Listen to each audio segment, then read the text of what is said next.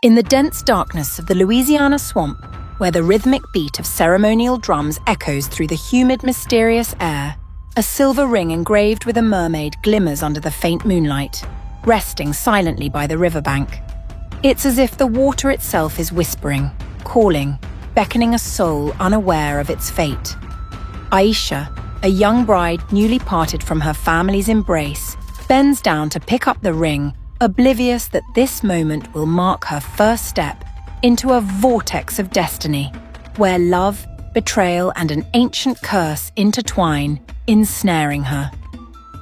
Strangely, the ring appears on the very night Mama Zora, Aisha's mother-in-law, arrives with a piercing gaze and an enigmatic smile.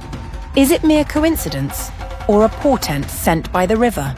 In the whispering wind, in the delicate mist, a secret seems to await unveiling, a secret Aisha is not yet ready to confront.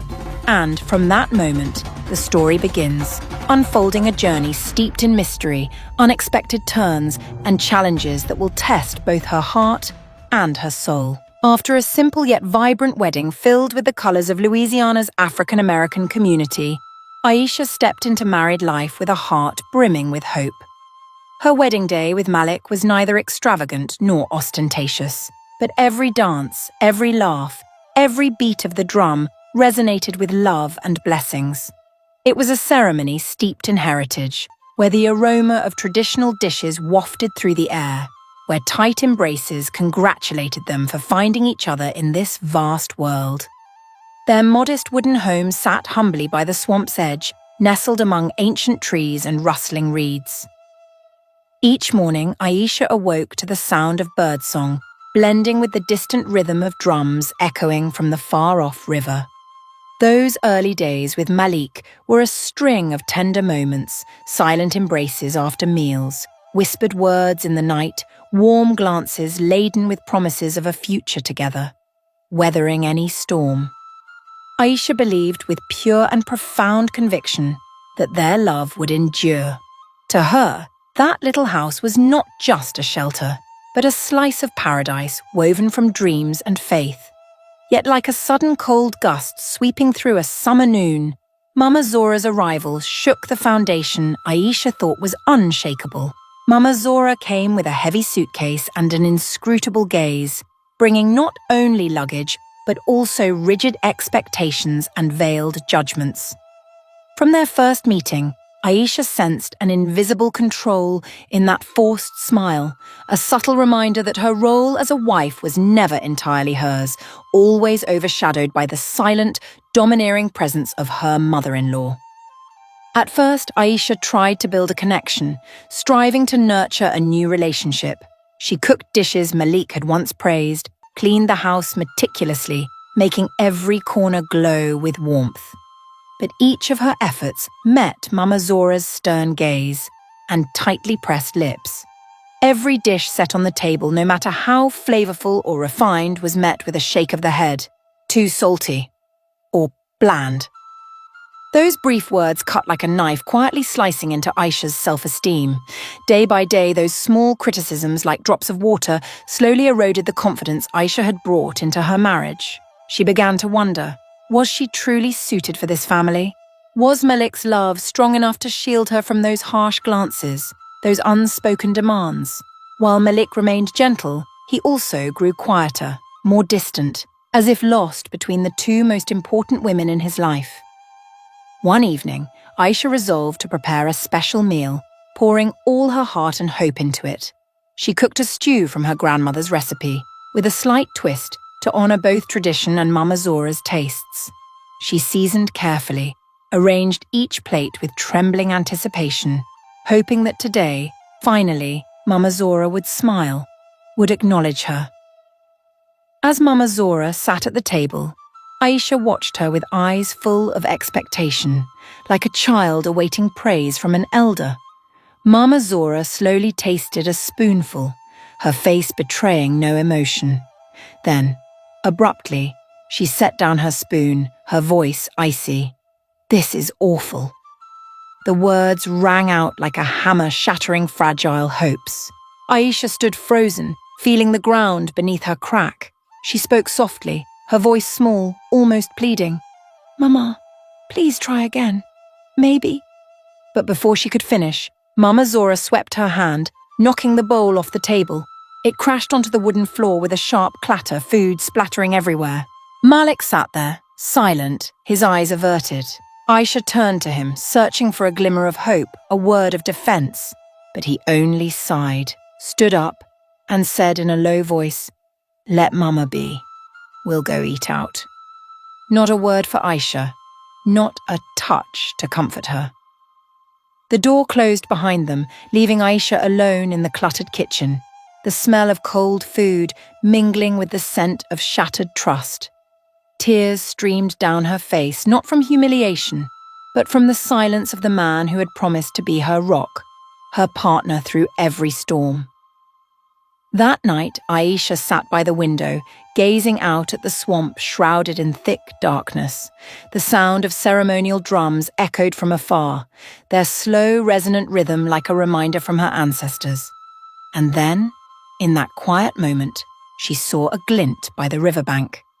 A faint, silver shimmer, fragile yet captivating, like a small flame in the night.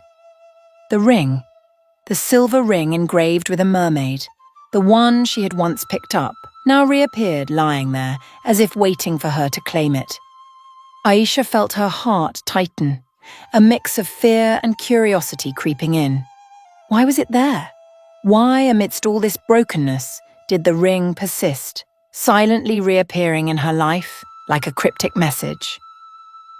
When she picked it up again, a chill ran down her spine. She closed her eyes, sensing a strange whisper, unclear whether it was the wind, the water, or her own heart. A whisper that slipped into her dreams, into the depths of fears yet unnamed.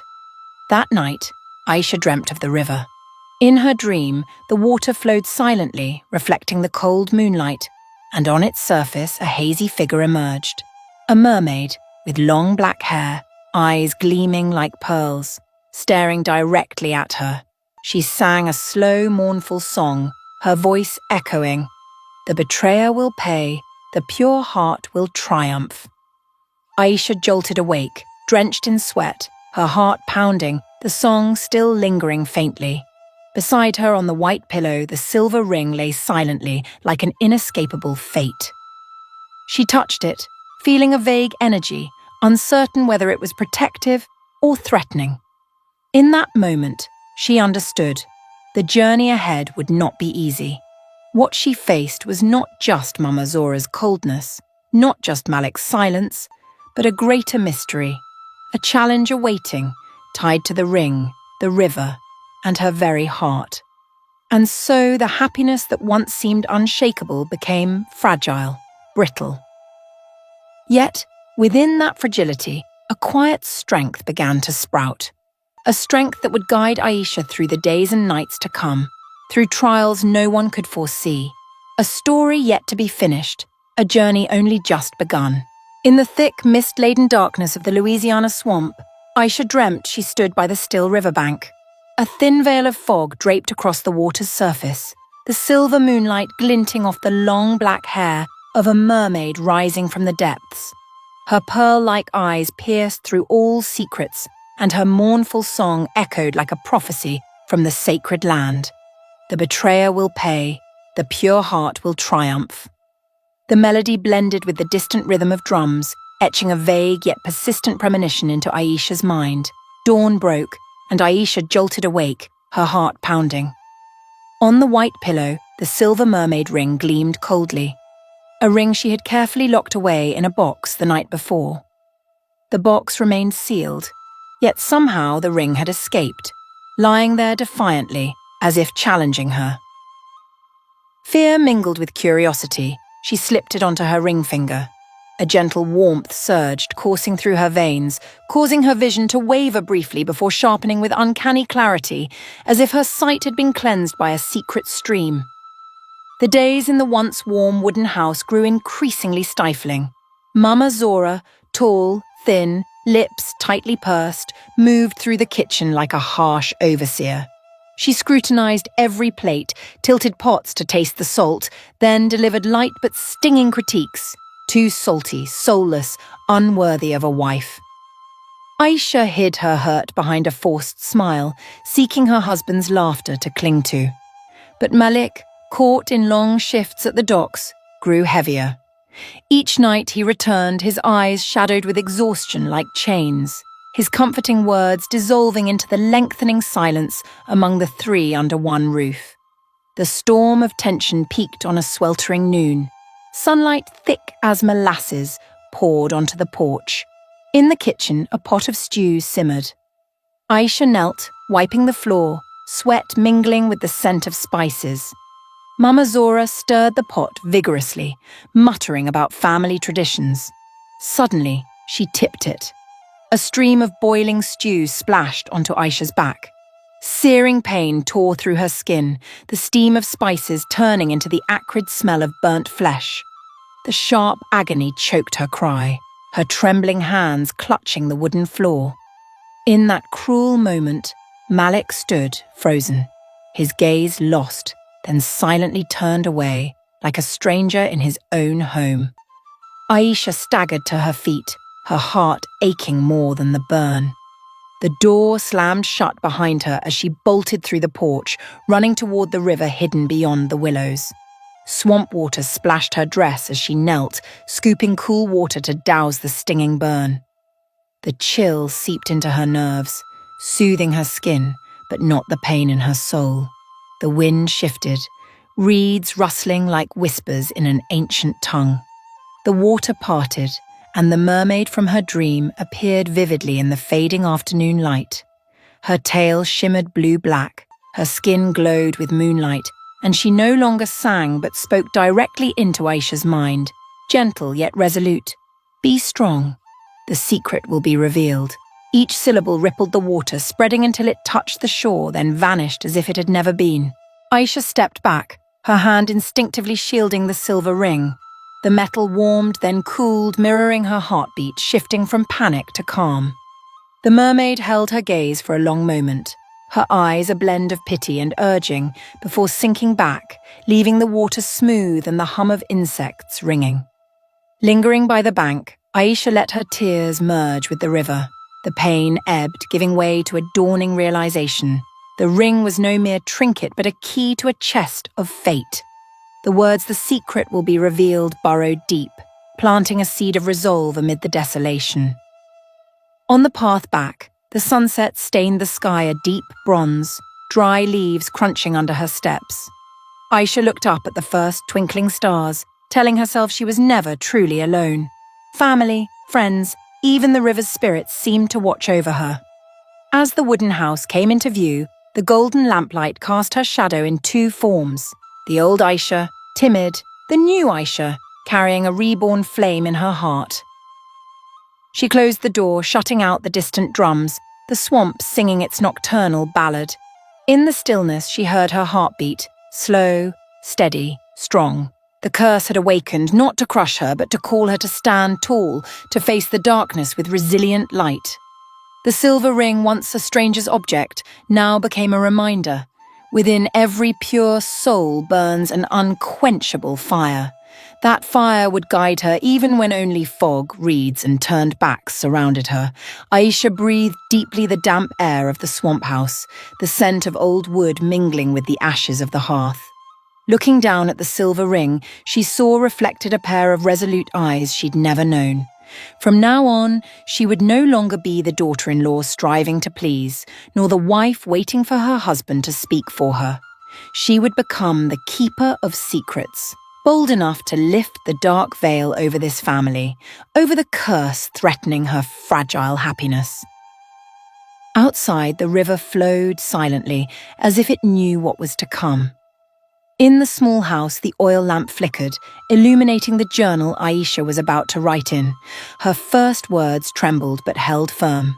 This is the first day of my new life, a life where love, justice, and truth must speak.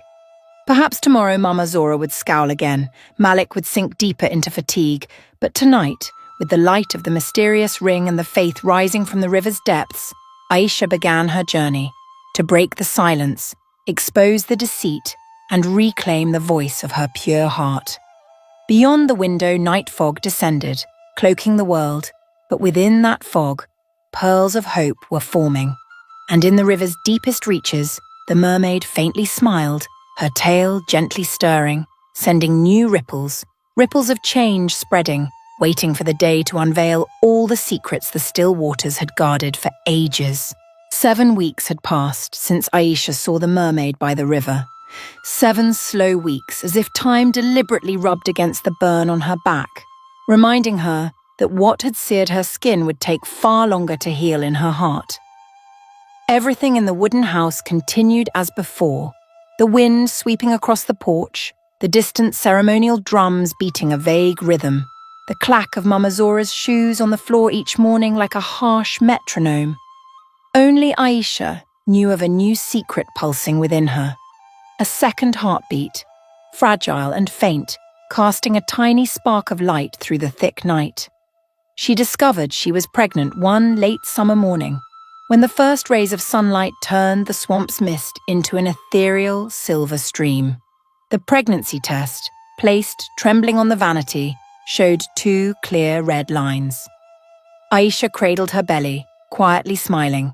For the first time in a string of days marked by criticism, burns, and disappointment, her eyes sparkled not with tears of pain, but with pure joy. She imagined telling Malik his eyes would light up, his arms would wrap around her shoulders, and finally, after so much coldness, he would realize that here, in this house surrounded by reeds and the croak of night frogs, there was still the magic of love.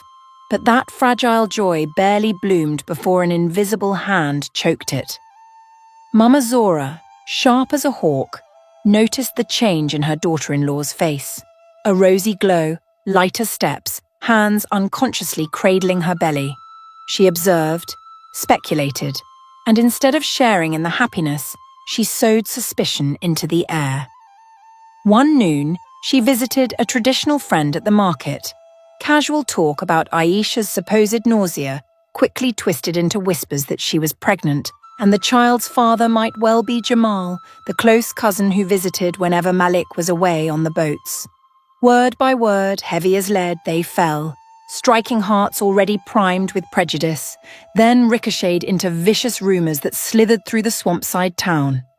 The rumours needed no confirmation. They drifted with the mist, seeping into the cracked shell of Malik's heart, already worn by exhaustion, duty, and his mother's constant nagging. Returning home, he looked at Aisha with a strange gaze. Not angry, not tender, but as if measuring, weighing the value of every smile, every gesture. Aisha didn't see the shadow of jealousy swelling behind her husband. She was still brimming with plans, waiting for a candlelit dinner to hand him a small note reading, "We're having a baby." But Mama Zora had already poured fiery liquor onto the embers of doubt. She pulled Malik into a private room, whispering at length, painting a picture of a grandchild with stranger's blood. That night, a steady rain fell, the wooden walls trembling with thunder. Outside, lightning slashed the sky, illuminating the swaying reed fields. Inside, Aisha carried a steaming bowl of chicken soup, hoping to mend the chill, but before the sweet aroma of chicken could spread, Malik knocked the spoon away, his eyes ablaze. Without evidence, without questions, he unleashed a storm of provoked rage. Words heavy as sledgehammers crashed down. Betrayal. Lies. That child isn't mine. Aisha stood frozen. She raised her hands, about to reveal the proof of their happiness in her womb, but stopped, realizing pregnancy was sacred. Her child didn't deserve to hear discord. She stepped back, wanting to explain, but her retreat was blocked by fury. Malik shouted, and in a moment when jealousy clouded his mind, he shoved her hard. The sudden push, the floor slick with rainwater. Aisha lost her balance, her head striking the table's edge, her belly slamming onto the hard floor. A blinding pain flashed. A warm streak of blood seeped through her cotton dress, pooling on the floor. Her vision darkened. The small rural hospital reeked of antiseptic and the musty damp of old walls. When Aisha's eyes fluttered open, the fluorescent light stung. The heart monitor beeped indifferently. The doctor, His kind face unnamed in her haze delivered the news, his voice low like a requiem. The embryo was gone. Those words fell into Aisha's chest, shattering like glass, cutting to the walls of her heart. She hadn't yet shared a breath, a kick with her child, and already she had to say goodbye. But what choked her sobs wasn't just the loss of her flesh and blood, it was the empty chair by her bed. Malik wasn't there. He had brought her to the hospital, signed the admission papers, then vanished into the rainy night, as if his duty as a husband, wounded by suspicion, ended there. The long hours passed to the sound of rain tapping the tin roof, with only Jamal by her side. He quietly wiped sweat from her brow, held her hand through the cramps of her contracting womb. He said little, offering silence for Aisha to shed tears, to mourn the child who never called her mother. Even Jamal didn't understand why Malik left. He only knew the townsfolk's gazes had shifted the previous morning, their whispers by the well hissing like venom. Jamal wished he could unleash his anger, but more than anyone, he knew Aisha needed peace. He told her of the early autumn breeze sweeping the reeds, the smell of earth after rain, a co-worker at the lumberyard welcoming a healthy son. Stories that felt extravagant but meant to pull her from the grim hospital room. 3 days later, the hospital discharged her. Aisha wore a slightly oversized sweater to hide the bandages around her waist, her lips pale but her eyes dry, resolute in a way they'd never been. Her heart now felt empty like the swamp road after a storm, muddy, desolate, yet hinting at sprouts waiting to bloom. Jamal drove his old pickup, carrying his cousin over the dirt levee. The rain had stopped, the clouds parted, leaving a sky too blue for the pain just endured. At the gate, Aisha took a deep breath. She once thought she'd collapse facing Malik, but her heart now felt firm as packed earth. The door swung open and a strange perfume, mixed with the familiar damp wood scent, hit her. In the dimly lit living room, she saw Malik, shirt unbuttoned at the top, his arm around the waist of a woman with brown hair, clad in a tight red dress. It was Cynthia, the new dock worker, her high-pitched laugh one Aisha vaguely recalled from late-night phone calls. Their lips were locked. Mid-kiss, Cynthia tilted her head, giggling as if she'd claimed a prize. Behind the armchair, Mama Zora stood, arms crossed, back straight as stone, a thin smile pulling at her lips. Her gaze flicked to Aisha's flat belly, no longer bearing that fragile life, then settled on Cynthia, brimming with venomous pride and triumph. "This is the one who'll give me real grandchildren." Her voice rang cold, cutting deeper than any blade. In that moment, time froze. Aisha didn't scream, didn't cry. Every defense, every accusing shout crumbled in her throat. She only felt her breath turn to ice, her hands trembling slightly but the back of her hand warming as the silver ring faintly glowed under her sleeve. Tears rolled down, no longer bitter but clear as dew about to freeze before dawn. Each drop hit the wooden floor, tapping into her soul a message that this was the depths of pain, but also the start of awakening. Jamal, hidden behind the door, witnessed the brutal scene. He stepped forward, but Aisha subtly shook her head. She'd endured enough of others' storms. Now she would take charge of her own tempest. She squared her shoulders, letting the late-day breeze through the cracked porch dry her tears. No need for accusations, no need for apologies. The evidence of betrayal was plain on their lips, in Mama Zora's scornful gaze. In the room tinged with late sunset, Aisha turned. Each step away was heavy as stone but steady as a milestone.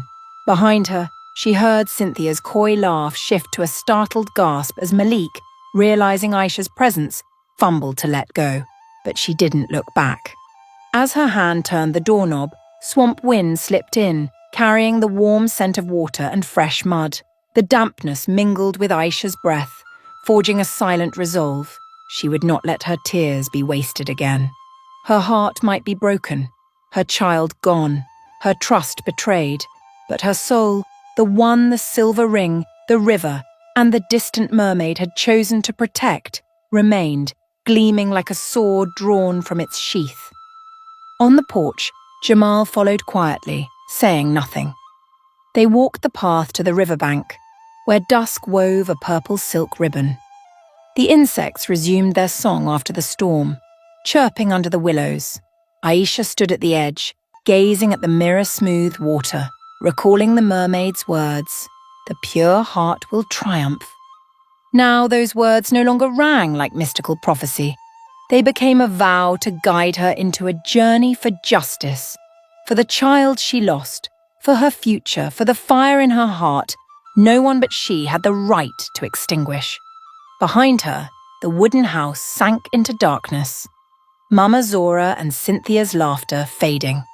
Before her, the river waited silently, reflecting a sky burning red like sunset's ashes.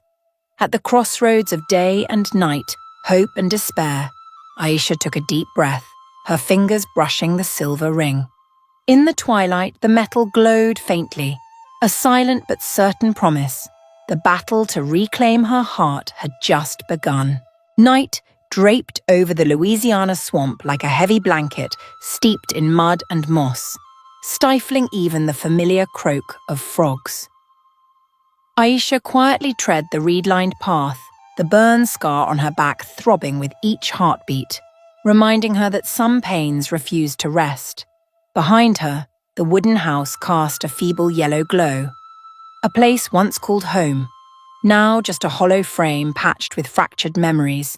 Tonight, she carried nothing but a smouldering despair and the cold silver ring clinging tightly to her ring finger. Each step stirred a question. Did goodness still have a place in a world that had turned its back on her? As the dark forest edge gave way to the black water shimmering with moonlight, Aisha paused, listening to the river's lapping against the bank, like the long sigh of an ancient soul recalling countless untold stories. The river, ancient witness to whispers, curses, and forgiveness, stood unchanging in its flow.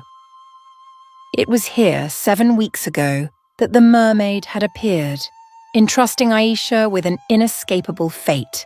And here, too, she had once believed herself strong enough to weather any storm.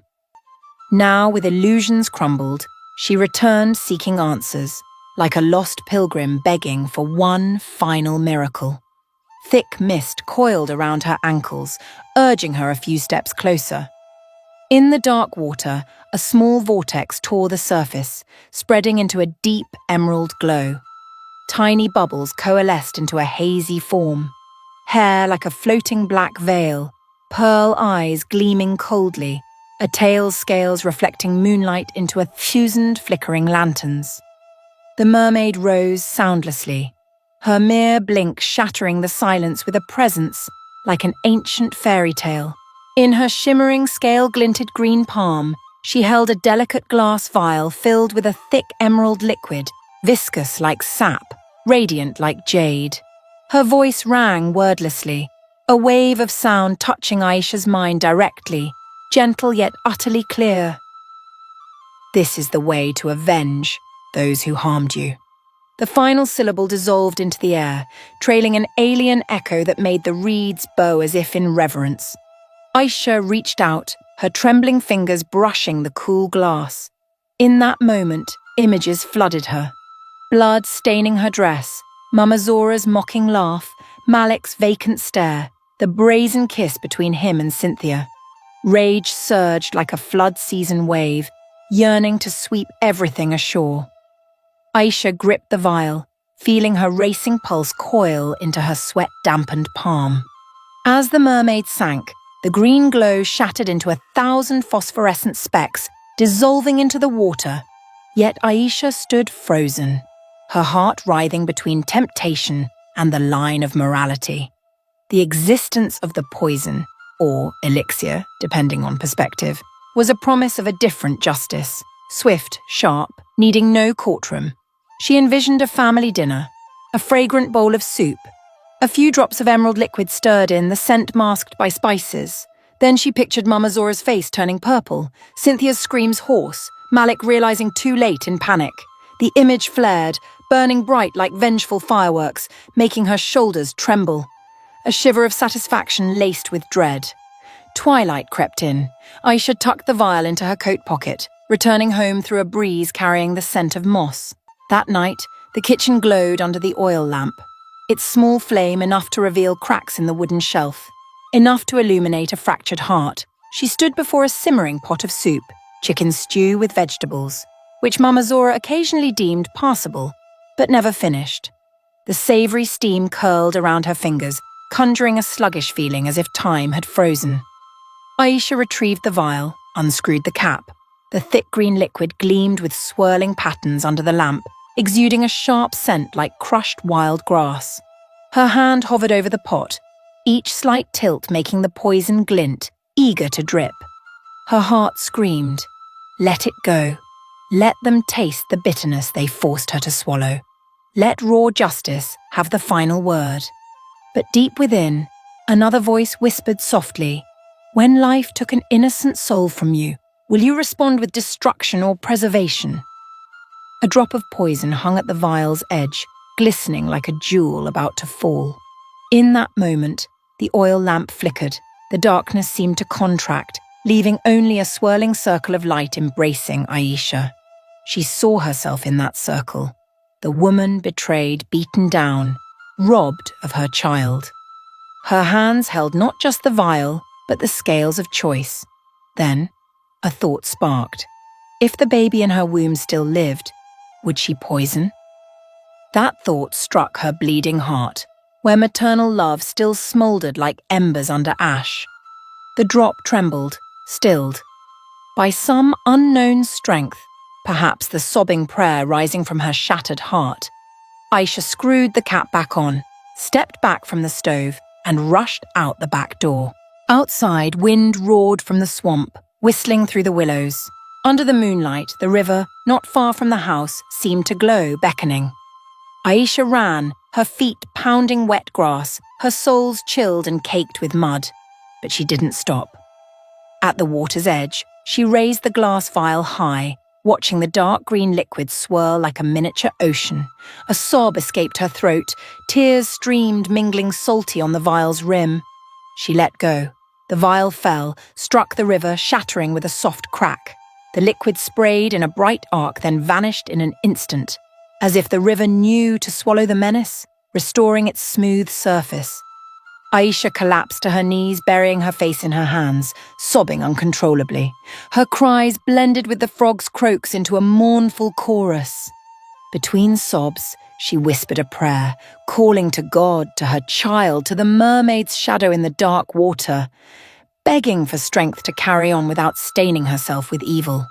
Time passed unnoticed. When she looked up, Aisha's eyes were red and swollen, but the clouds veiling the moon had drifted, letting soft light fall on her face, revealing a newfound calm rising from ashes. She realized the cold on her shoulder was no longer tears but night dew, life, purity. She stood, breathing deeply the tangy water's scent, turning back toward the house. The return path wasn't long, but each step echoed a strange relief. She had severed the chain of hatred threatening to strangle her heart, yet fate wouldn't let her rest. Hours later, as darkness still cloaked the night, Aisha was roused by laughter echoing in the hallway. The stench of strong liquor and cheap perfume signaled Cynthia's return, drunk beyond reason. She stumbled through the living room, her high heels clattering as they fell, then collapsed onto the sofa near where Aisha leaned, hidden in the shadows. Cynthia muttered, fumbling with her phone to call someone. Liquor loosened her tongue dangerously. Amid the haze of alcohol, words spilled like loose screws. That wretch got what she deserved. His mother promised to sign over the prime roadside plot once Aisha's gone. So we can cash in. Malik's too dumb to know, just needs to sign the papers. With each sentence, Aisha felt her blood turn to ice. The truth lay bare, not rumour, but a confession raw in the night. Cynthia rambled on. The day we slipped the drug to make her miscarry, I thought it failed. But the result was sweeter. Their marriage in ruins. The property almost ours. Her cackling laugh cut like a knife. Aisha concealed behind the curtain, her mind a whirlwind, stunned yet strangely lucid. Her hand fumbled for her phone, trembling as she hit record. Every syllable from Cynthia poured into the microphone like molten oil, branding undeniable proof. When Cynthia slumped into a drunken stupor, Aisha stopped the recording and retreated to her room. Clutching the phone, she sat upright, feeling her pulse throb under her skin. No longer the blind rage craving violence, but a cold, clear energy, like tempered steel. Revenge now meant exposure, shining justice's light into mouldy corners. She glanced at her silver ring, the metal reflecting the oil lamp's flicker, like a tiny eye witnessing her forming vow. She would fight with truth, not poison. The next morning, Aisha sought Jamal. Fresh from a night shift at the lumberyard, sawdust clinging to his shoulders, he was ready to listen. In a small roadside cafe, the rich coffee scent mingled with pine, Aisha played the recording. The faint static gave way to Cynthia's booming voice. Each word struck Jamal's chest like a hammer, his hands gripping the table's edge. When the clip ended, Aisha set the phone down, meeting his eyes with unshaken resolve. "I'm bringing this to light," she said, her voice low, sharp as a drawn line. Jamal nodded, but worry flickered in his eyes. Malik, flawed as he was still family. Would exposing the truth destroy him completely? Aisha understood his concern. She didn't want to push Malik deeper into the abyss. She only needed him to see reality, to grasp what loss was truly at stake. They devised a plan. First, Aisha would continue playing the submissive wife, not hinting she held evidence. Meanwhile, Jamal, as her close cousin, would deliberately appear by her side at key moments, sowing seeds of jealousy in Malik. But this time, it wasn't to destroy. It was to force Malik to confront his emotions. Did he still love his wife, or was his heart dead? Each touch, each innocent embrace would be a mirror, making him see what he was losing. Simultaneously, the close contact gave Aisha chances to gather more evidence, as Cynthia and Mama Zora, thinking their prey was broken, would grow bolder, revealing their true selves. They chose a hallway corner where a tiny recorder hidden in a potted orchid could capture the living room's sounds. They agreed on a signal, 3 taps on the table indicating Aisha was ready. Every detail was calculated like a careful chess move on a shadowed board. The goal wasn't to slay enemies with a hidden blade, but to drive every filthy scheme into the light, so Malik would have to choose between darkness and truth. That weekend night, Jamal invited Aisha to the docks to clear her head. In the sunset's glow, they laughed, hands brushing lightly, Aisha's eyes holding a shy glint. Malik, returning from a shift, caught the scene. His eyes darkened, jaw twitching, but before he could react, Jamal guided Aisha into the house through the front door, the path passing where Mama Zora and Cynthia were chatting. Their laughter abruptly stopped. Jealous glares, resentful stares, scheming glances, all collided in the cramped space, compressing like a storm about to break. Behind the wall, the tiny recorder's red light blinked. Aisha glanced at Mama Zora, her seasoned face briefly faltering. Then at Cynthia, her red lipsticked mouth tightening. She felt no fear, only calm, like a narrator leisurely standing outside the play, ready for the wind to tear down the false backdrop, exposing the rotten framework beneath. The pain within her lingered, but it had forged into a gleaming steel veiled by her patient smile. As darkness swallowed the porch light, Aisha touched the silver ring, whispering inwardly, "The greatest revenge isn't spilling the blood of the wicked, but making them face their true selves under justice's lamp." And the ring, as if understanding, reflected a small spark. Enough to ignite a promise. The dawn of truth was coming, unstoppable. The late autumn wind swept through the Louisiana swamp, rustling the reeds into a whispering warning of ancient tides. In the wooden house, faintly lit by an oil lamp, Aisha sat by the window, pretending to fuss with a button on her shirt, but truly listening for the crunch of gravel under tires at the gate. She knew Jamal was coming, and she knew Malik would return at the same time. The plan she and Jamal had crafted wasn't born of youthful zeal or sinful desire. It was forged from the pain of losing her child, the coldness of a wayward husband, and above all, a resolve to expose deceit. For Aisha, Feigning intimacy before Malik was the only way to force him to face his tangled emotions. Jealousy, suspicion, the remnants of love, and the responsibility he'd shirked. When Jamal pushed open the door, his steps were deliberately loud.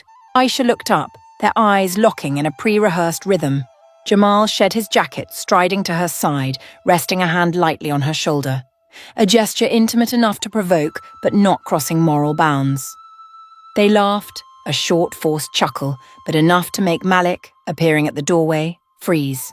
In that moment, Aisha glimpsed his jaw twitch, a familiar sign of jealousy. She felt no glee, only the tactical purpose advancing one square. The next afternoon, Aisha chose a pale yellow silk dress, letting it sway lightly at her ankles. Jamal arrived to fix the porch roof, a task Mama Zora concocted to have reason to hover around Aisha's home. The daughter-in-law knew her mother-in-law better than anyone. Beneath the guise of chores, she sought to catch an intimate moment to destroy her. So Aisha turned the trap into a stage, letting the truth gradually unfold.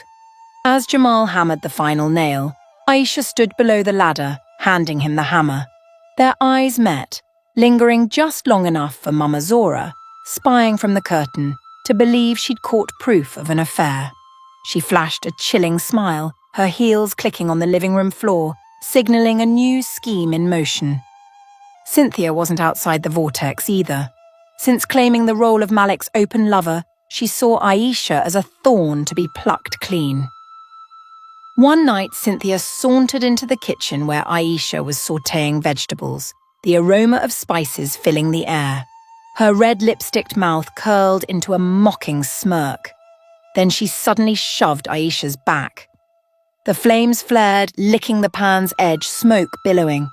In a split second, the world fractured into blinding white. But before Aisha could fall into the fire's net, the smoke swirled, forming the majestic figure of the mermaid, her skin glowing deep green, black hair cascading like a silver veil. Her eyes blazed, the fire morphing into a menacing halo. Cynthia stumbled back, her heels skidding, her screams silent. The smoke cleared, the vision vanished, leaving only the hot pan and Aisha's ice-cold hands. Malik, rushing in from the porch, saw his lover's terrified fall, his gaze darting from Cynthia to his wife, then to a faint shimmer like stardust lingering by the stove. A fleeting thought chilled him. Was a supernatural hand averting tragedy? The next day, Malik's jealousy swelled like an over-tightened violin string. In his mind, his mother's whispers, Cynthia's honeyed words, and the gentle glances between Aisha and Jamal wove into a parasitic vine, strangling his reason. Late that evening, with a crescent moon hanging over the swamp, Malik caught Jamal on the porch, speaking softly to Aisha as she spread a blanket. Under the golden lamp, Jamal's hand brushed Aisha's wrist, a feather-light touch, but in Malik's eyes, proof of betrayal. The back door slammed. Malik charged into the kitchen, grabbing a paring knife, his eyes clouded with rage. Jealousy crushed his reason. He stormed through the hallway, brandishing the knife like a blind man lost in his own home, guided only by its sharp point. Jamal heard the heavy steps, turning just as the blade flashed silver through the air. He dodged instinctively, but the knife still sliced through skin and shirt at his side. As Malik swung again, Jamal raised an arm to block, the blade carving a deep gash, blood spraying bright red. The horrific moment froze time. All sound went mute. Aisha seemed to turn to stone, but in one heartbeat, she lunged, wrapping her arms around Jamal's slumping form. Malik staggered back as if waking. The knife clattered to the floor and he stared at his bloodied hands. His cousin's blood. The blood of his own jealousy. Without calling for help, Aisha slung Jamal's arm over her shoulder, bearing his weight. She was small, her back still scarred, but the fear of losing another loved one tore through her limits. Through the night, she trudged over wet grass, mist mingling with the iron scent of blood. Malik trailed behind, racked with remorse, but Aisha wouldn't let him touch. The town hospital loomed, its windows blazing white. The doctor on duty rushed Jamal into the ER, leaving Aisha to collapse onto a cold metal chair. The hallway's fluorescent light cast a sickly green glow. stretching her shadow like a storm-battered tree, still unbowed.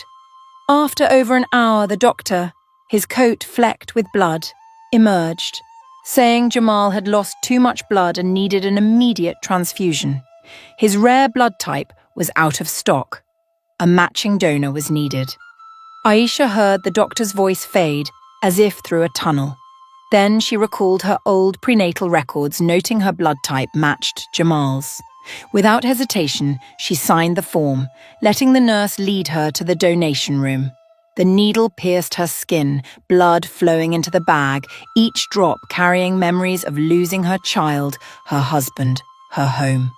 Her vision blurred, but in a half-dream, half-wake state, a figure appeared at the bed's foot. Ezra, her childhood friend lost in an out-of-state car crash. His image was pale, simple, an old misbuttoned shirt, a smile like morning sun.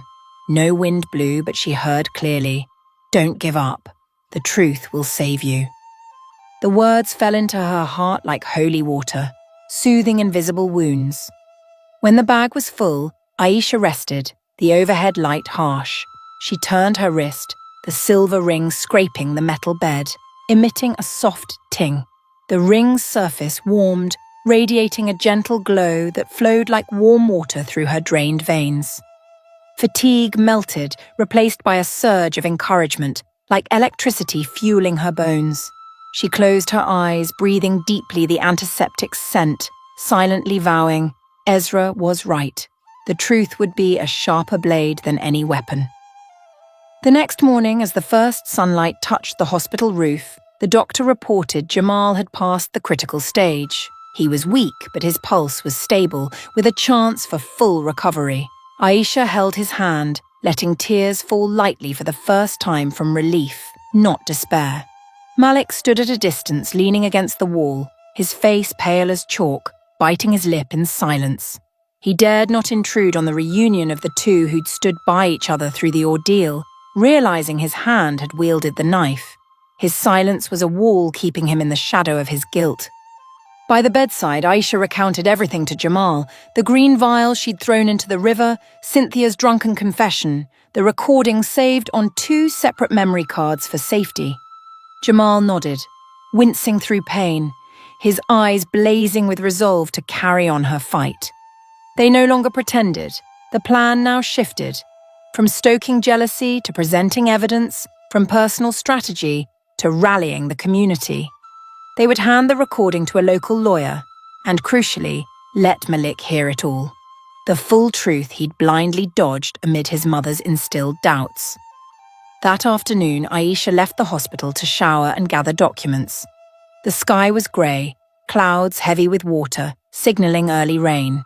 The wind swung the creaking door as if the house's spirit expressed regret. Stepping over the threshold, she sensed a shift. Cynthia's perfume was gone. Malik's coat hung neatly on a chair, the kitchen oddly spotless as if freshly scrubbed. On the table lay a handwritten note.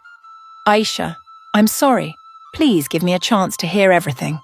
The letters were shaky, slanted, casting a shadow on the wood. She wasn't quick to forgive. Forgiveness was a long road, not a hasty dot. But the note cracked open a sliver of hope. Perhaps when the truth shone brightly enough, Malik would cross the line from blind jealousy to protect her. On her hand, the silver ring had cooled, but its metal held the soft warmth of late autumn sun. It didn't blaze like the night of fire, but glowed gently, like a small beacon guiding a lost ship to shore. Outside, rain began pattering on the tin roof, drowning the swamp in a thick water veil. Aisha looked up at the streaks running down the window, feeling each drop shatter on the glass as a piece of deceit dissolving. Against the water's backdrop, she saw Ezra's fading outline, his voice a breeze. The journey has only begun, but you've reclaimed the light. She closed her eyes, whispering thanks to God, the mermaid, and Ezra. Then she opened them, stepping onto the porch under the rain, carrying a resolve as firm as steel forged in the fire of pain and donated blood. The fight for truth wasn't over, but the path of compassion was clear. In the rain, she took a deep breath, clutching her coat, Her warm breath mingled with the scent of earth awakening, heralding the dawn of justice, though still distant, rising beyond the grey rain. On the 11th dawn since the night the cursed knife was raised, honey-coloured light spilled across the hospital walls, turning the peeling paint into a soothing abstract painting. In the room at the hallway's end, Jamal lay still under a white blanket, his ashen skin slowly regaining a fragile pink. The heart monitor beeped steadily now and then like a drum, guiding a procession of hope. By the bedside, Aisha placed a bundle of dried lavender, its herbal scent wafting as a silent prayer for peace. Though the doctor confirmed Jamal had passed the critical stage, a long series of surgeries lay ahead, tethering him to this room for months. Aisha sighed, but the unyielding spark kindled the night she donated blood still smouldered. She knew the path to justice was open, with no turning back. One late afternoon, as sunlight dripped like honey through the window, Jamal's door opened. It wasn't a nurse, but Dr. Vincent Bennett, the man who first saved Jamal, a middle-aged doctor with calm brown eyes. He placed a warm hand on Aisha's shoulder, speaking softly. In recent years, Dr. Bennett had doubled as a liaison for a non-profit legal organisation, aiding victims of domestic violence in the swamp's outskirts. He urged Aisha to consider pressing charges, not just for Jamal, but to halt the cycle of violence crushing her and silently threatening countless other women. Aisha fell silent for a moment, then she nodded faintly, a nod that sealed her fear away. The next day, Aisha brought the bag she'd hidden, containing the recording of Cynthia's drunken confession, photos of her burns, injury assessments, and records of her stillbirth. The zipper's click was like the sound of locking a gate to the past, a gate holding humiliation and pain, but also the evidence to drag the guilty into the light.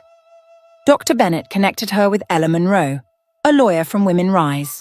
In a small room smelling of scorched coffee, Ella listened, laying out each file on the table, arranging them into a sharp timeline. She saw the case wasn't just domestic violence, but delved into organised crime, slander, attempted murder, property manipulation.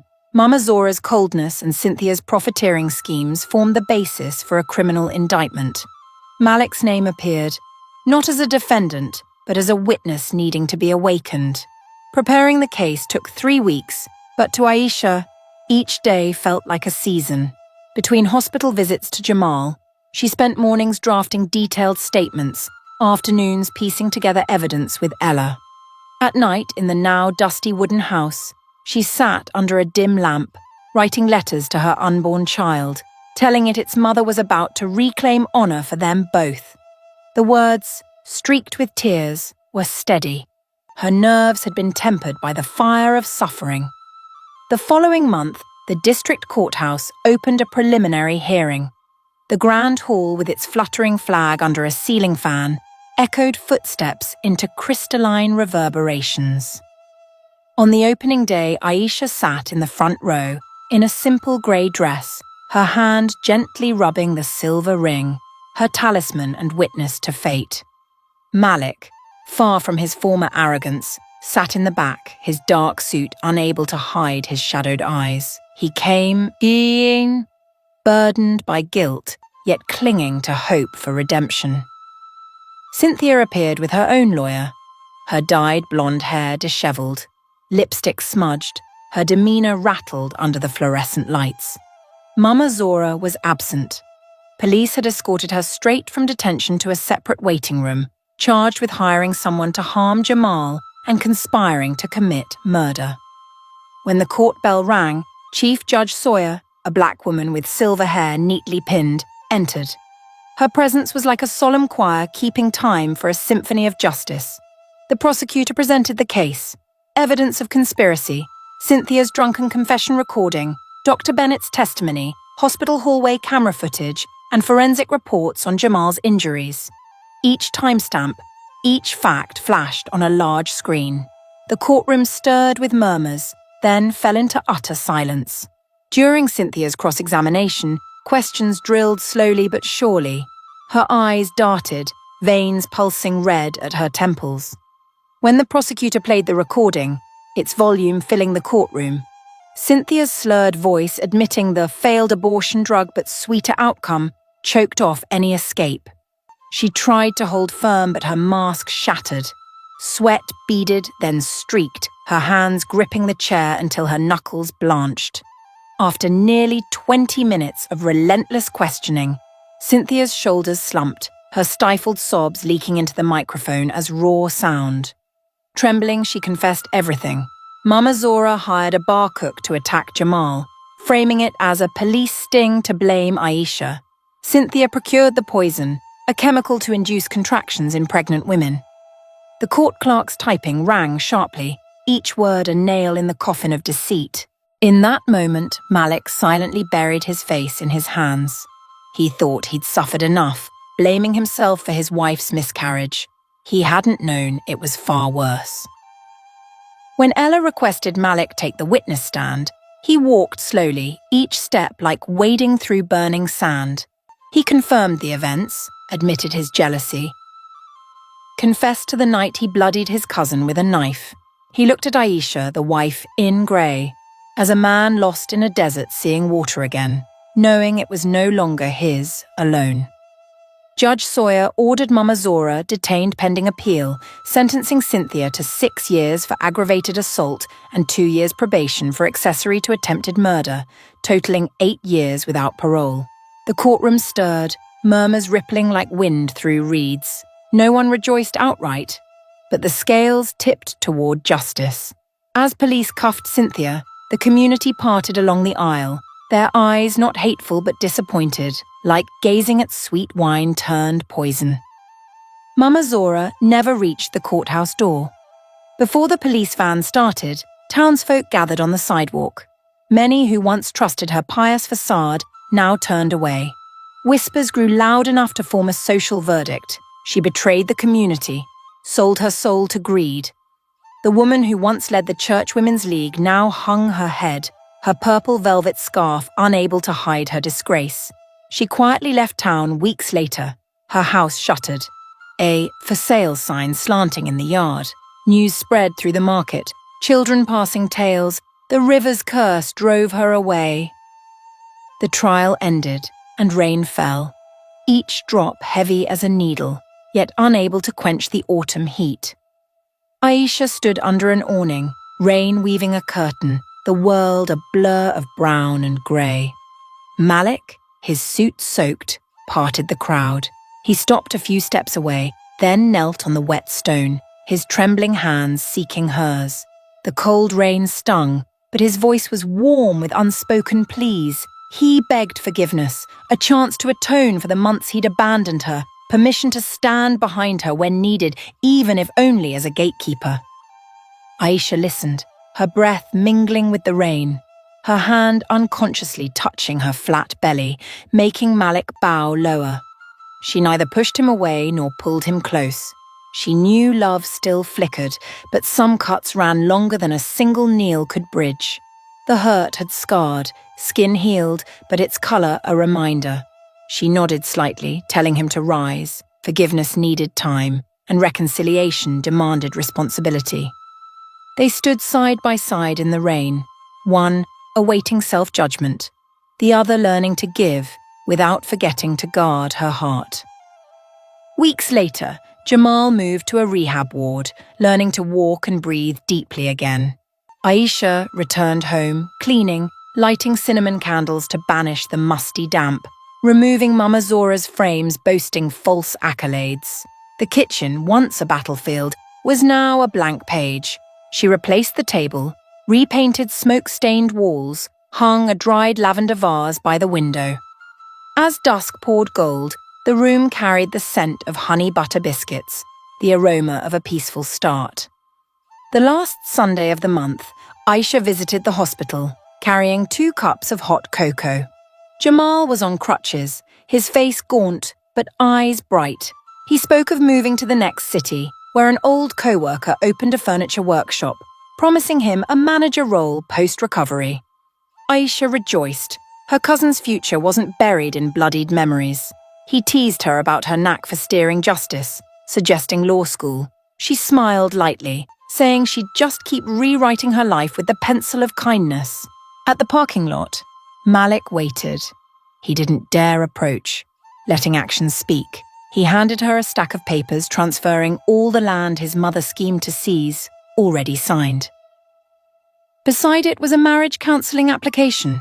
Aisha looked at him, his eyes still wet with old rain. She nodded faintly, marking the start of a healing journey, but not promising a destination.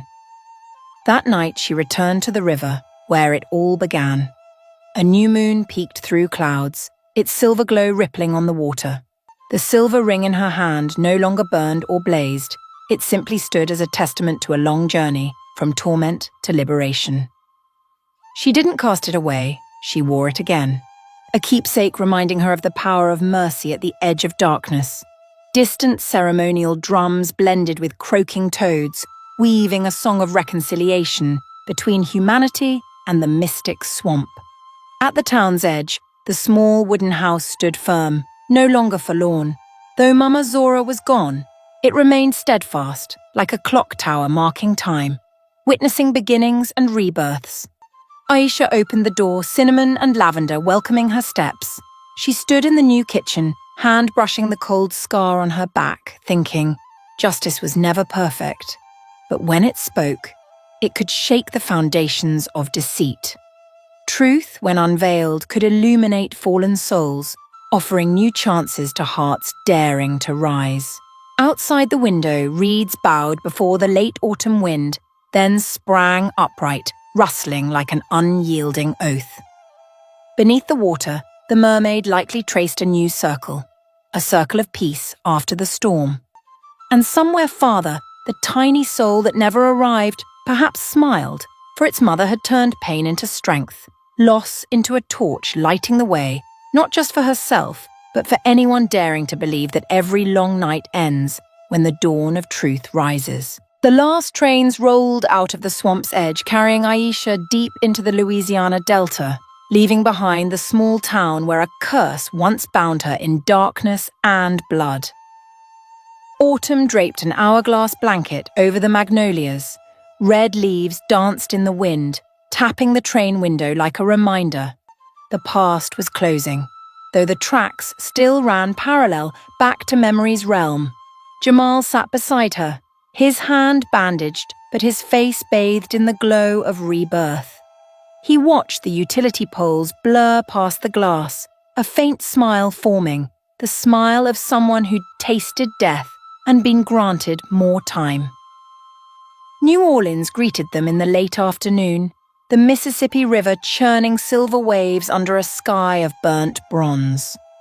The city, with its ragtime heritage and powdered sugar-dusted beignets, promised healing, not with empty words, but with the vibrant rhythm of life. Aisha pulled her suitcase through Jackson Square. The St. Louis Cathedral bell tolled 6 times, each chime striking her chest with newly forged faith. She and Jamal rented a modest apartment in Treme, red tile floors, green shutters, a white wooden porch overlooking a cobblestone street where a trumpeter often played "You Are My Sunshine" in a sweet, metallic tone. Jamal recovered faster than expected. His woodworking experience from the old town landed him a job at a small boat-building shop near Bywater. The sound of saws, the scent of pine resin, and sunlight glinting off hulls redrew the contours of his life's meaning, turning bones once broken by a knife into the rhythm of hands now grateful. Visiting the shop at day's end, Aisha caught him standing on the dock, his work shirt flecked with resin, one leg slightly limping but steps firm, like a gull finding the sky after a storm. His smile held the glint of nails driven into a boat's frame, resilient, precise, purposeful. For Aisha, her project management degree, fluent English and driven attitude opened a door at a tech company expanding on Canal Street.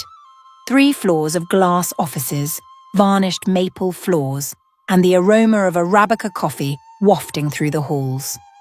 The day she received her employee badge and a box of business cards reading Aisha Orléans, project coordinator, she paused for a few heartbeats, feeling her ribcage expand to embrace the Gulf breeze. No one here knew her past, scarred by knives and fire. Here she was just a professional with a clean resume, resolute eyes, and a silver ring glinting like an ellipsis, leading her life to the next page.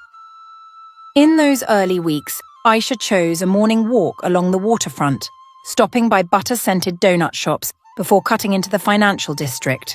The river's scent, mixed with the salty Gulf breeze, soothed her, but also stirred memories of Ezra. Whenever damp air from the water brushed her cheek, her childhood friend's faint figure appeared by the dock's edge, an old misbuttoned shirt, a smile wide as the river's floodgate, whispering, "Don't give up." Ezra didn't bring fear. He appeared as a guardian angel, urging her to hold fast to kindness. Yet sometimes, pausing by the railing to gaze at the churning brown water, she'd see it ripple suddenly, reflecting half of Ezra's face blending into the waves, and she'd swallow a call, afraid to break the fragile thread tying her to the unseen. Time passed, work schedules thickened. Jamal with overtime, Aisha in back-to-back meetings, but at night they kept a simple ritual, brewing 2 mugs of mint tea, sitting on the porch swing to listen to the wind. Aisha occasionally set the trial's recording device on the table, a reminder that justice wasn't the final bell, only a milestone. Between sips, they shared new versions of their day. Jamal boasted of finishing a boat hull named Perseverance. Aisha spoke of her project's approval, soon flying to Chicago for a conference. And when the night's final breeze rattled the blinds, they silently watched the stars gather above the gas lamp at street's end, grateful for eyes still open to see the world in shades of grey and warm gold, no longer the harsh black and white. Spring arrived with Mardi Gras saxophones rehearsing early, the city donned purple, green and gold, plastic bead necklaces swinging like fireworks, bass drums thumping through every street. This year, the Water Dragon Festival, a tradition honouring the Mississippi, was revived vibrantly post-pandemic. From early morning, a gleaming wooden dragon boat from Jamal's shop floated on the river, painted red with gold trim, its carved dragon head adorned with copper-gleaming eyes. Jamal gripped an oar, turning to Aisha on the levee, his eyes glistening. "I've never built a boat that carried my heart like this." Aisha replied with a smile, brushing the ring's face, thanking the arduous path that shaped their fates to this city of beginnings. As organisers fired the signal flare, the dragon boat sliced through the waves, hundreds of oars in unison, the crowd roaring. Aisha pushed through the throng, her throat vibrating with the chant, "Hup, 2." The river reflected daytime fireworks of purple and green tissue paper. Suddenly, a strange whirlpool bloomed mid-stroke. No wind or passing boat to cause it. The vortex widened, swallowing the cheers into a silent crystal chamber.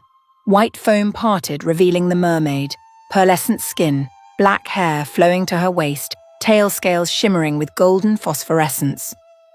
Astonishingly, Aisha wasn't alone in seeing her. The packed grandstand fell breathless. Saxophones choked mid-note, guitar strings snapped. Children clutched their mothers, adults questioned if they were dreaming. The mermaid raised her face, her pearl eyes sweeping the dock, then locking on Aisha, like finding a crystal among glass. No ripple touched the dragon boat, but her voice rang through the riverbed and sky. "The silver ring protects the souls of the betrayed. The curse has been broken by Aisha's mercy." Each syllable vibrated not through air, but through the hearts of those present. Their chests resonated like a cello's strings struck in a major chord.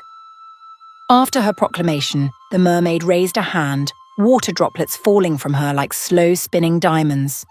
Then her form dissolved into a green light, sinking into the river, the whirlpool closing, leaving the water still as if untouched. Hundreds stood stunned, their heartbeats sinking in a shattered, awe-struck silence. Only when the next automated firework burst did they gasp in unison. Jamal looked at his side scar, seeing the skin absorb new sunlight with a hue of hope. The event flooded local news feeds, online articles headlining "Miracle on the Mississippi," interviewing witnesses, analysing grainy videos. Though media debated CGI or optical phenomena, Aisha needed no proof. The moment the mermaid met her gaze, she felt the truth. Mercy was the flame, steadfastness the oil, compassion the wind. United, they dissolved a centuries-old curse. That festival night, as the lantern parade painted psychedelic fish on house walls, Aisha washed dishes in the kitchen, hearing a soft knock on the wooden door. Her heart sensed a sign. Malik stood there, holding a bouquet of magnolias, his sea-green eyes from the old town brimming with sincerity. He'd come from the town after months of therapy, carrying a letter from their old pastor noting his work with a domestic violence support group, 5 weeks volunteering at a soup kitchen, and transferring the land to a full scholarship fund. The flowers weren't roses of atonement, they were magnolias. Louisiana's bloom of endurance and forgiveness. Malik knelt, eyes wet, his choked voice managing only fragments. Give me a path to fix. Aisha listened, her chest splitting, one half trembling with old wounds, the other softening with tender memories. She stepped onto the porch, letting jazz horns brush her cheek. Their silence stretched into a taut, fragile thread. She thought of the child who never breathed, the scar on her back, the fallen knife, then the miracle on the river today. She answered Malik with brown eyes veiled in mist. Not yet, but the door to forgiveness remained ajar, awaiting the day she healed deeply enough. Malik bowed in acceptance, knowing eager words would only wound further. He rose, placed the bouquet on the porch table, stepped back 3 paces, handed her the support group's letter, and asked to leave as the cathedral bell struck 10. Aisha watched his figure fade under moss-draped oaks, feeling no hatred for the first time. She thanked God for teaching him to shed pride's armor, but also prayed for peace to remove the shield guarding her heart. In the nights that followed, as Aisha jogged by the river, Ezra no longer appeared. Instead, she heard in the lapping waves a distant child's laugh, soaring through the breeze as if the unborn soul were playing with the river that washed away the curse. And each time the silver ring on her hand warmed gently, no longer blazing, now a keepsake reminding its wearer that darkness may touch the skin, but light always finds a way through, fingers clasped tight with mercy. The next summer, Jamal completed his 10th Perseverance boat. Tour operators booked them all before they left the shop. He gifted Aisha a carved wooden plaque, Shasik. Healing doesn't erase scars, it turns them into compass lines. She hung it by her desk. The company assigned her to lead a community project linking poor students with STEM. Standing over budget files, she saw her dreams stretch beyond personal limits into social responsibility. One evening, the city library hosted a folklore storytelling event about the Mississippi. Aisha, a surprise guest, recounted the legend of the mermaid, the silver ring, and the miracle of mercy. Her voice steady enough for the orphaned children sitting on the rug at her feet. At the end, she slipped off the ring, placing it on the wooden table, saying, "If you ever see someone betrayed, remember the mermaid. Protect their soul with kindness." After a moment of awe-filled silence, the children clapped wildly, the high-ceilinged library echoing like a giant seashell holding the sound of waves. At night, Aisha closed the porch door, stepped into the kitchen to brew 2 mint teas, placing one by an empty chair. A space for Ezra, her unborn child, Malik, or anyone seeking a quiet seat under the wind's concert. Outside, stars crossed the river. Jamal's dragon boats carried night tourists, waves lulling the eardrums into a lullaby. Aisha sipped her tea, smiling, knowing her healing journey was long, but it was now filled with brass horns, beignet scents, and library tales waiting for her voice. In her chest, the scarred heart beat firmly, proving a simple truth. You don't need perfection to reach dawn. You only need enough mercy to light the way. The November full moon hung high over Louisiana's sky, its silver halo illuminating a bend of the Mississippi River, its slow waves coiling like wet silk reflecting past and future in a single breath. From the old stone dock, leading to the levee's tip, Aisha walked slowly along the water's edge, her dark green silk dress brushing her ankles, swaying with the night breeze carrying the scent of fresh mud mixed with the faint salt of distant seas. Behind her, the French Quarter had dimmed most of its lights. Only a few lantern strings curled along iron balconies, their golden glow flickering like fading memories. She heard a saxophone's low notes from a jazz bar at the street's end, the lingering tone evoking invisible fingers gliding down her spine, gentle, yet reminding her that even the most beautiful melody ends in silence. Aisha paused by the levee where wooden beams once anchored Jamal's dragon boat from the recent festival. The river glimmered, shattering into silver patches around the posts, like thousands of tiny mirrors reflecting the moon. She raised her right hand, gently turning the silver ring that had journeyed with her through fire, blood, and tears. The metal was cool against her skin, yet it radiated a subtle warmth, like a small flame that never died. She closed her eyes, letting the breeze carry the weight of memories. Her first cry after losing her child, the clatter of the knife, the verdict's echo, the applause of orphaned children hearing her folklore. They surged, then ebbed like an undercurrent, leaving a quiet circle of peace, the kind only gained after tasting both hope and despair. Opening her eyes, she leaned down, opening her palm. The ring rested in its center, moonlight tracing her palm lines into a map of paths taken. No curse remained, no duty to protect. Now, it was merely a keepsake. Aisha took a deep breath, her body feeling half as heavy as if gravity had lessened. Then, with a slow motion like an ancient ritual, she tilted her hand.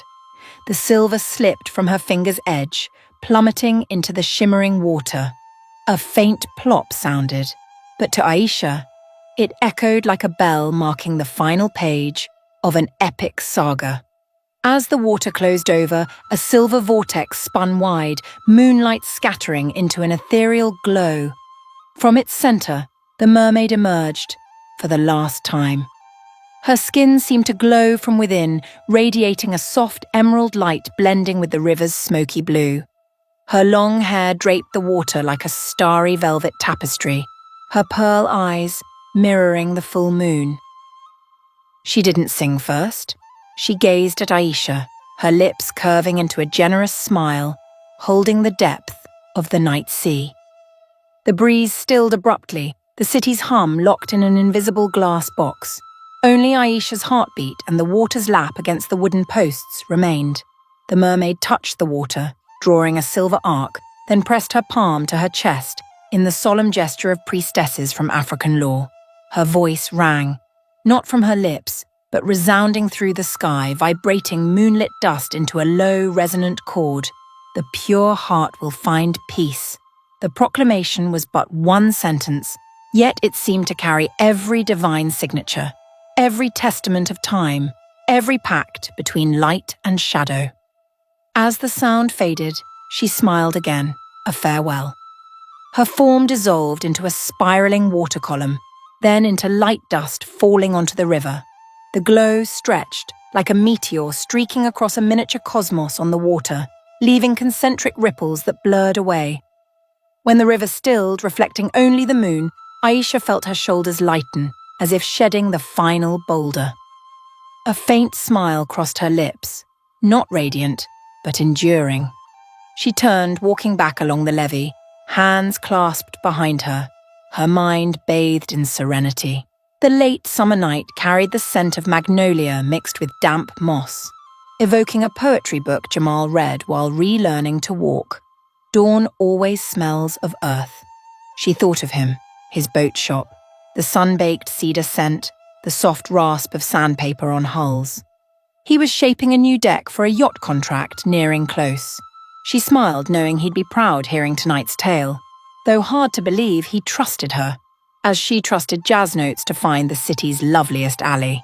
Tomorrow she'd head to the office, presenting a plan for mobile STEM playgrounds for schools along the Gulf. After the meeting, she'd stop by the used bookstore on Magazine Street, signing up for a Legends of the River storytelling session for kids that weekend. She pictured herself in a wooden rocking chair, holding a red-stitched notebook, sharing the mermaid, the silver ring, and the quiet strength of mercy. The children's wide eyes, pursed lips, and wows would echo on the wooden ceiling. Those innocent gazes, she knew, would carry tiny seeds of kindness, farther than the Mississippi, flowing to the Gulf of Mexico. At the square near the port, a late-night ice cream truck chimed. Aisha paused, buying a lemon cone, watching the truck roll away. She licked the tart, cool sweetness, her nose stinging.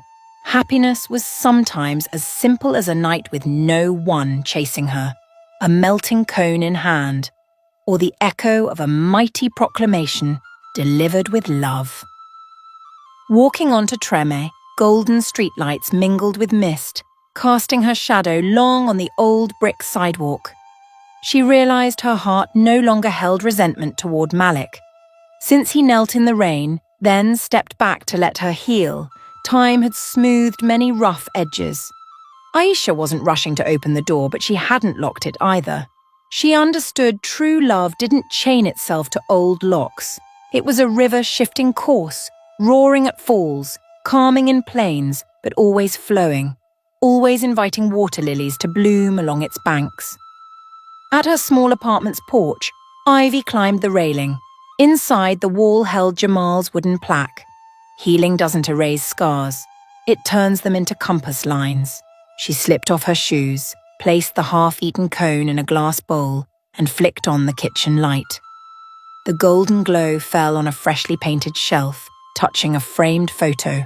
Her, holding a neighbor's child, reading The Pearl and the River. She looked at the image, seeing herself smile genuinely, unclouded. In her reverie, she thought of an upcoming trip to her hometown. Post-trial, the small town had children needing stories, mothers needing to hear that kindness could reshape futures.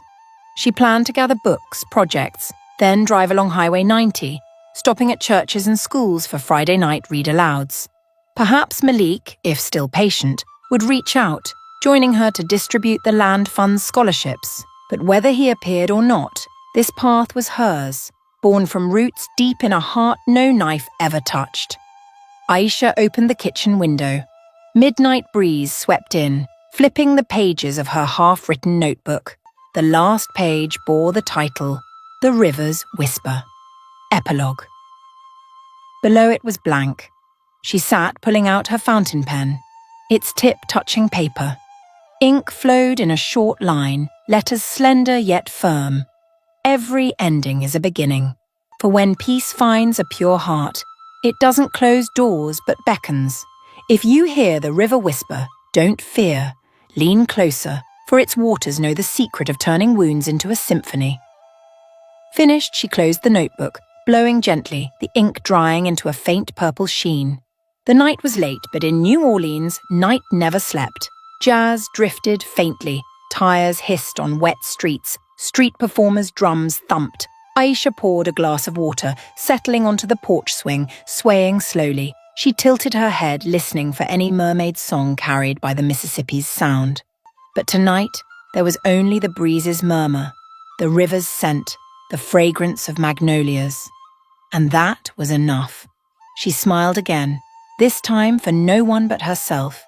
Deep in her chest, her heartbeat sang softly. I'm still here. Living, storytelling, loving. Each pulse was a line crawling across a blank page. From one chapter to the next, unafraid of pausing, unafraid of darkness. For she knew, and would tell every child, every lost soul that mercy and resilience were, are, and always will be enough to break any curse, whether born of man or myth.